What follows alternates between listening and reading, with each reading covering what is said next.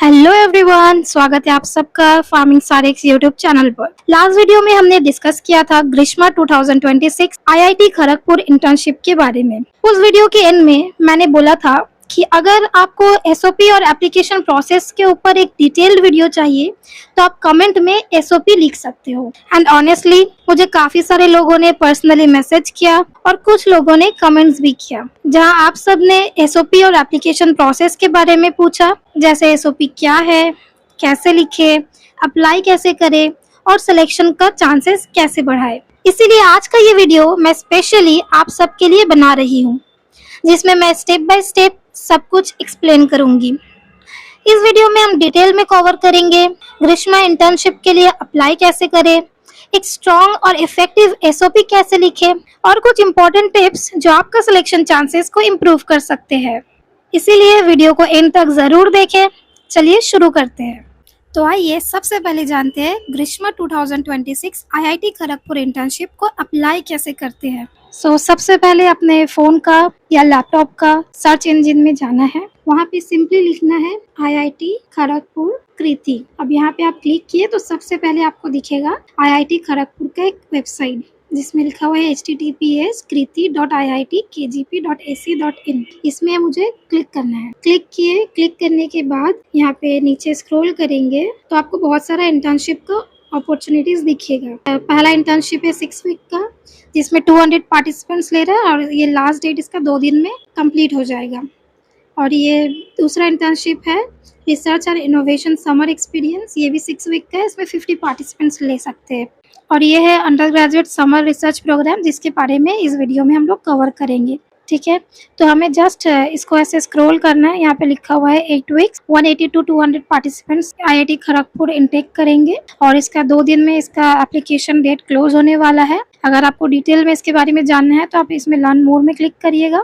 ग्रीष्मा internship के बारे में लिखा हुआ है, ये आप चाहे तो पढ़ सकते हैं या तो आप मेरा प्रीवियस वीडियो चेक कर सकते हैं, वहाँ मैंने इसके बारे में डिटेल्स में बताया है। अप्लाई करने के लिए हमें सिंपली ये वाला इंटर्नशिप के नीचे जो अप्लाई में लिखा हुआ है वहाँ पे क्लिक करना है। अब क्लिक करने के बाद ईमेल एड्रेस, पासवर्ड, ये साइन अप करने का जगह है। तो अगर आप ऑलरेडी यहाँ पे अकाउंट आपका बना हुआ है तो आप सिंपली अपना ईमेल आईडी और पासवर्ड देके लॉगिन करना, मीन्स साइन अप करना। और अगर आप न्यू हो, क्रिएट अ न्यू अकाउंट में क्लिक करना है। तो मैं आईआईटी खड़गपुर के ये ऑफिशियल वेबसाइट में न्यू हूँ, तो मैं यहाँ पे क्रिएट अ न्यू अकाउंट में क्लिक करूँगी। पहला स्टेप है पर्सनल डिटेल्स का, दूसरा स्टेप में अकाउंट बन जाएगा। तो पर्सनल इन्फॉर्मेशन में क्या, सबसे पहले अपना नाम देना है, जेंडर सिलेक्ट करना है, फिर अपना डेट ऑफ बर्थ देना है। जैसे कि आप देख सकते हैं डेट ऑफ बर्थ को मैनुअली क्लिक करके करना पड़ रहा है। अगर आप लैपटॉप से कर रहे हो तो शायद वहाँ पे कोई और ऑप्शन रहा तो अच्छी बात है, नहीं तो फ़ोन से करने से ऐसे ही मैनुअली करना पड़ेगा। क्योंकि मैं स्क्रीन रिकॉर्ड कर रही हूँ फ़ोन से तो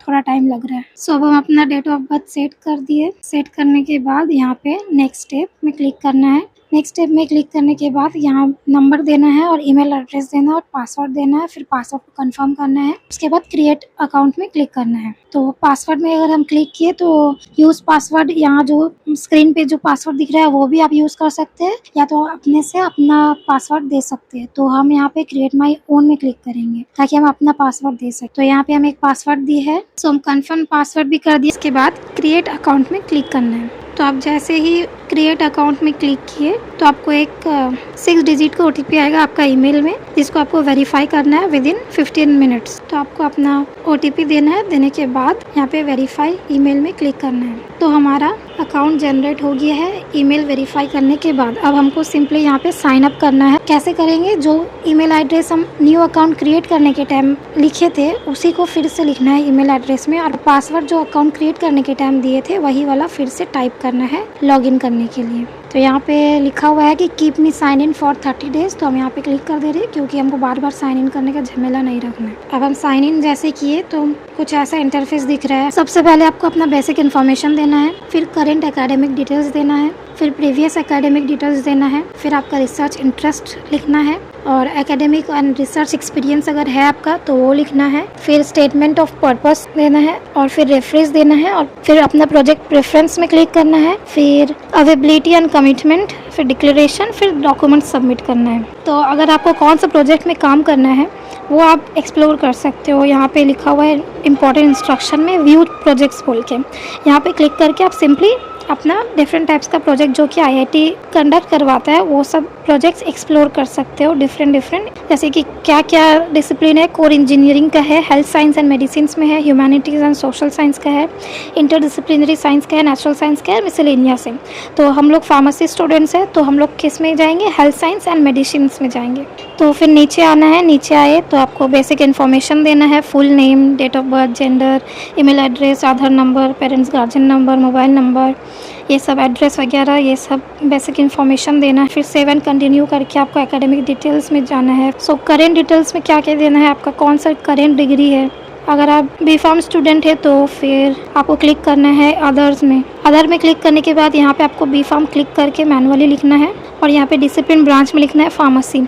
ईयर ऑफ स्टडी कौन सा ईयर में है, आप अगर थर्ड ईयर में है तो थर्ड लिखना है, फोर्थ ईयर में है तो फोर्थ लिखना है। और एक्सपेक्टेड ईयर ऑफ ग्रेजुएशन में अगर आप थर्ड ईयर है तो आपको 2027 लिखना है, अगर आप फोर्थ ईयर में है तो आपको 2026 लिखना है। उसके बाद आप कौन से कॉलेज में है उसका नाम लिखिएगा, इंस्टीट्यूशन का सिटी लिखना है, कौन सा स्टेट में है।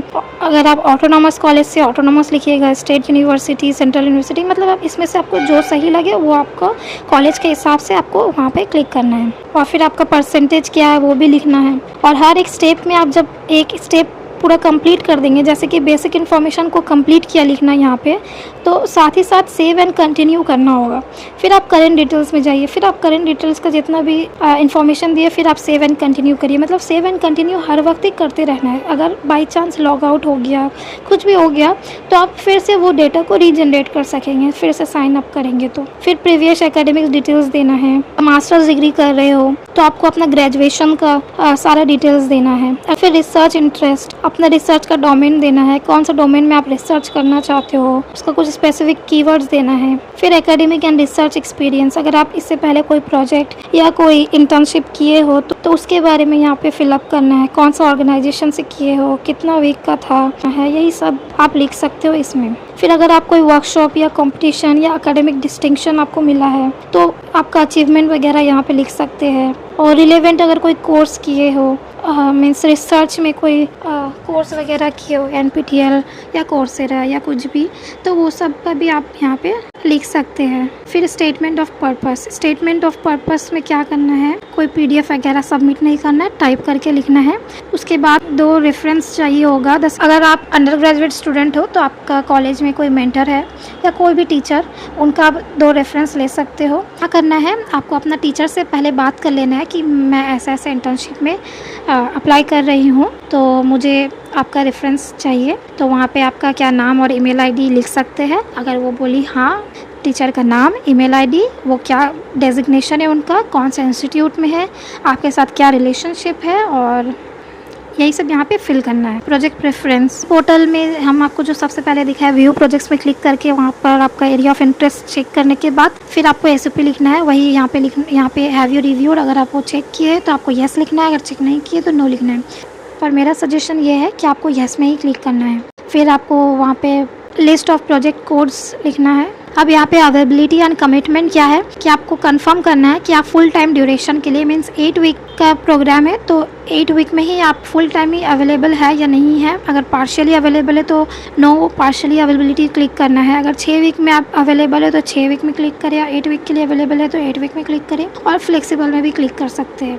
पर एक्चुअल में ये 8 वीक का प्रोग्राम है तो 8 वीक में ही क्लिक करना चाहिए, तभी आपका चांसेस ऑफ सिलेक्शन बढ़ सकता है। लास्ट डिक्लेरेशन, ये सारा डिक्लेरेशन है, इसमें आई एग्री टू अबव, फिर सेव एंड कंटिन्यू, फिर लास्टली आपको अपना passport size photograph, academic transcript, means all semester का रिजल्ट देना है, आइडेंटिटी प्रूफ के हिसाब से आधार कार्ड का फोटो देना है, कॉलेज ID कार्ड देना है, जो भी अचीवमेंट वगैरह आपको मिला है, अगर उसका कोई सर्टिफिकेट है तो वो आप यहाँ पे ऐड कर सकते हैं, और कोई भी एडिशनल कोई भी डॉक्यूमेंट है जो आप चाह रहे हो कि यहाँ पे ऐड करो तो वो भी आप कर सकते हो। उसके बाद रिव्यू एंड सबमिट में क्लिक करके आपका सबमिशन हो जाए। अगर आपको ये फॉर्म फिलअप के प्रोसेस के दौरान कुछ भी क्वेरी हो, कुछ भी रिलेटेड प्रॉब्लम हो, आपका फाइनल एग्ज़ाम है मई और जून के बीच में, तो फिर आप क्या करें, आप भर सकते हैं, आप अप्लाई कर सकते हो या नहीं कर सकते हो। ये सारा जितना भी आपको मतलब कोई भी छोटा मोटा या बड़ा जितना भी क्वेरी है सब आप यहाँ पे टेक्निकल क्वेरीज़ यहाँ पे टेक्निकल क्वेरीज़ बोल के ईमेल आईडी दिया हुआ है, यहाँ पे आप पर्सनली मेल करके पूछ सकते हो। यहाँ पे एडमिशन रिलेटेड कुछ क्वेरी है तो यहाँ पे ये और एक मेल दिया हुआ है, यहाँ पे भी आप मेल करके पूछ सकते हो। आई होप आप सबको समझ में आया होगा कि कैसे अप्लाई करना है। मैंने डिटेल में एक एक स्टेप एक्सप्लेन किया है, बट अगर आपको अभी भी लगता है कि कुछ भी क्वेरी है या डाउट है आपके, तो आप कमेंट में ज़रूर पूछिए, मैं उसका रिप्लाई ज़रूर दूँगी।